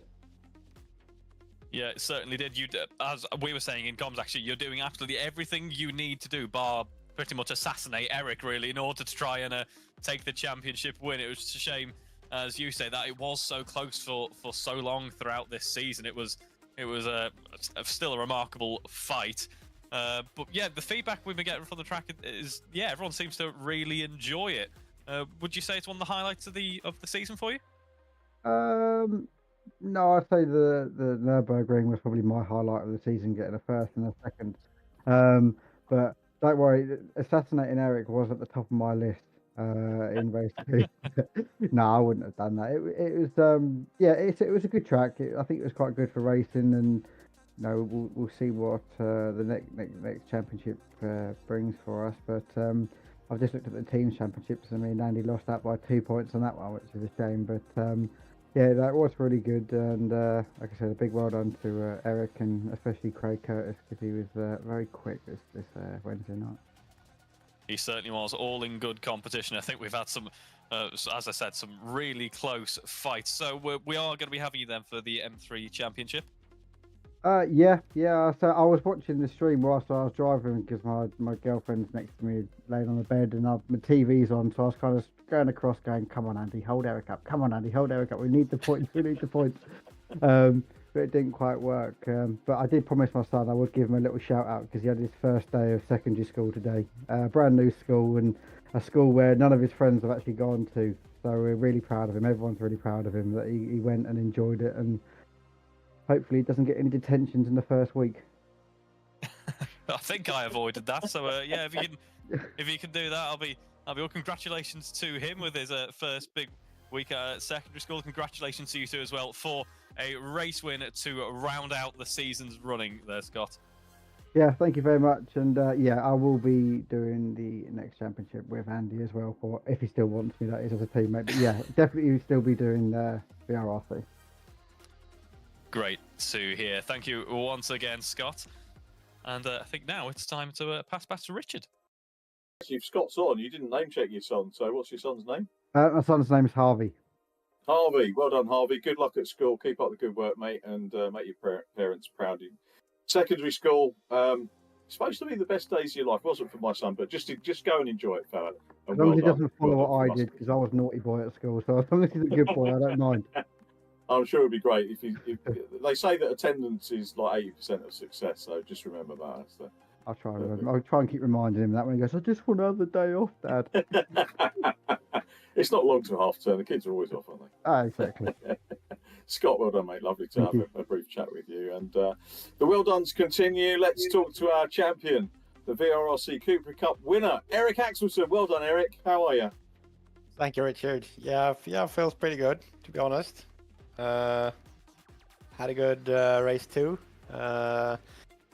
Start, I messed up the start a bit. I think I missed a gear, something like that, and then there was a couple small contacts. But yeah, after that, after I got into the rhythm, it felt good. Did you feel much pressure? I mean, the way the points worked out, and I need to apologise to you because we didn't give you much of a lead into race 2, and there was me sort of being the harbinger of doom and saying that all you had to finish. As it turned out, that was the right call, wasn't it? Because obviously Scott got the win. But how mindful were you of getting that car home and staying out of trouble? Actually, I saw Scott in P1, and then I remember what you said. But so I was trying to I was like saying to myself not to take any risk. But then I closed the gap for the P2. Yeah. And then it's always like that. I always forget about the the tactics. It's just it's just so fun to race. So I can't help it. But then I start to push and trying to gain position. I can't help it. Oh, you did. I mean, you entertained us fantastically, and I said to Craig, on the third place interview, I think that was probably the race 2, the best race 2 we've had of the season, certainly in terms of there not being as much damage. Everyone that I saw was respectful, gave some great racing, yourself included, to get up into that 4th place. So, a win in the 4th place when you didn't need to do that, absolutely stunning, mate. So, are we going to see you in the? You're going to carry on with the World Endurance League as well? So we'll see you in a couple of weeks. I'm not sure about the World Endurance League. It depends on my work and a couple other stuff. So I'm not sure about the Endurance League, but I will do the BMs, sign up for that. So that's great news. That's great news. Well, we look forward to seeing you. I'm going to put you on the spot, a little bit like Reeve did with the other guys. Can you sort of pick one race that you enjoyed the most out of this 16 race series? I think track-wise, I really enjoy Laguna Seca. Even though it wasn't my best result, I think I messed up a bit in race 2, but track-wise, I think that's my favorite track throughout this season. But to be fair, this round has been great as well. I really enjoy the track. Assen, I mostly want to forget. Since I got disqualified in race 2 for track limits. But yeah, it's been a brilliant championship. That's great. We've really enjoyed it. Thank you for entertaining us along with the other drivers. Many congratulations, Eric. Been a real pleasure to call your championship campaign, and I hope we get to do it again, mate. Well done. Thank you, Richard. I want to thank you, Richard, and Mariva as well for a brilliant stream. I always look back, and it's so fun to watch, even though I have to admit that I skip through my own interviews. But other than that, it's brilliant. That's very kind of you. We all do the same, mate. We all we don't fast forward through yours. We fast forward through our own. It's a commentator thing. But no, thank you very much. Very kind of you. And I've got to say, Rich Hayden's the guy that puts it all together. So well done, Rich Hayden. Yes, of course. Doing that. Eric, been an absolute pleasure. Well done. Enjoy a couple of weeks off if you can. And we look forward to seeing you for the BMWs in October. Thank you, guys. See you. So that's our podium interviews. I think we managed to get through everyone, and I know Rich wants to have a few words, because normally we tee up the next event, as Reeve said, but there's not another round, is there, for the Cupra Cup, which is already, if you look at the VRRC website, is already one of the past championships. Eric taking the title by 18 points from Scott Bugner. Joel Lass completes the podium with 200 points. Andy Dorman got within a point of him. Andy Dorman 4th in the standings from Craig Curtis, and Andy Carroll wrapping up the top 6 from Brad Smith, Josh Martin 8th, Thomas Potter in 9th, and Adam Lyle. your top 10. I think Rich wanted to say a few words before we do our final Cheerios. Yeah, it was just to say we're a week off next week, so nothing next Wednesday night from VRRC. But then the following Wednesday, we've got the last 2 rounds of our World Endurance League for 2024, starting with Fuji on the 18th. And then we're going to, I've forgotten where the last round is, but it's on the 25th, the week after. So, and then we have another week off, and then it's round 1 of the BMW Cup. So that's what we've got to look forward to here going forward. Nice one, Rich. Thanks for everything you do. Been ticking over, and yeah, super job, mate. And also, Reeve, been a pleasure to work with you on this series. And I think we're working together the last 2 rounds of the BMW Cup, which I'm really looking forward. Not the last 2 rounds I'm looking forward to. Looking forward to working with you again. We're going to have some other people with us in the over the course of the 8 rounds for the BMWs. So make sure you join for them. Some surprises, shall we say, and some great people coming to join us, which I'm really excited about. Yeah, me too. Thanks everyone for watching. Be good to each other. Be nice to each other. Have a good couple of weeks off, and we'll catch you again soon. Thank you very much.